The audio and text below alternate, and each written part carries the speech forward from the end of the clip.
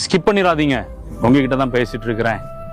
நிறைய நேரத்துல என்னால நல்லா சம்பாதிக்க முடியல, என்னால நல்லா படிக்க முடியல, என்னால இந்த பிசினஸை கண்டினியூ பண்ண முடியல, நான் செய்யற இந்த வேலை தினமும் எனக்கு ஒரு சம்பளத்தை கொடுக்குறாங்க, இந்த வேலையை கண்டினியூட்டியா என்னால செய்ய முடியலன்னு சொல்லி நீ ஒரு ஏக்கத்தோடு பாரத்தோடு இருக்கிறீங்களா? வேத வசனம் ஒரு காரியத்தை சொல்லுகிறது. 1 நாளாகமம் அதனுடைய 29ஆம் அதிகாரம் 12ஆம் வசனம், ஐஸ்வர்யமும் கனமும் உம்மாலே வருகிறது, தேவரீர் எல்லாவற்றையும் ஆளுகிறவர், உம்முடைய கரத்திலே சத்துவமும் வல்லமையும் உண்டு, எவரையும் மேன்மைப்படுத்தவும் பலப்படுத்தவும் உம்முடைய கரத்தினால் ஆகும். எவரையும் மேன்மைப்படுத்தவும் பலப்படுத்தவும் இயேசுவின் கரத்தினால் ஆகும்.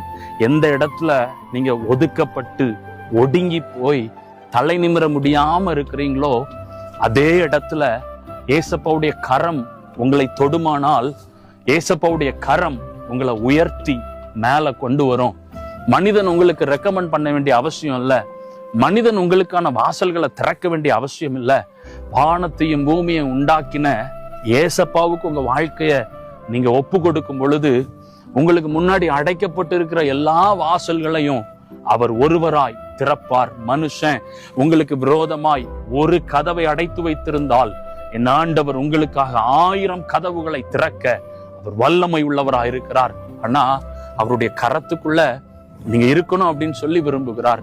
உங்களை பிளஸ் பண்றதுக்கு, உங்களை உயர்த்துறதுக்கு, உங்களை மேன்மைப்படுத்துறதுக்கு ஏசப்பாக்கு ரொம்ப சுலபம். ஏசப்பாக்கு ரொம்ப சுலபம். ஒரு அற்புதம், ஒரு அடையாளம், ஒரு ஆச்சரியம், ஒரு திறந்த வாசலை வைக்கிறதுக்கு ஏசப்பாக்கு ரொம்ப சுலபம். ஆனா உங்களை அவர் எதிர்பார்க்கிறார்.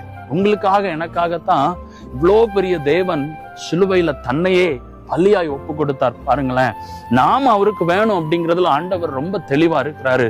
ஸோ உங்க லைஃப் ஆண்டவருக்கு ஒப்பு கொடுங்க, உங்க வாழ்க்கைய அவர் கரத்துல அர்ப்பணியுங்க, உங்களை அப்படியே அவருடைய சமூகத்துல நீங்க டெடிகேட் பண்ணி பாருங்க.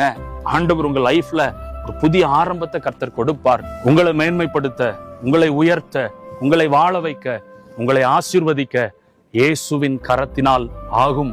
கவலைப்படாதீங்க. God bless you.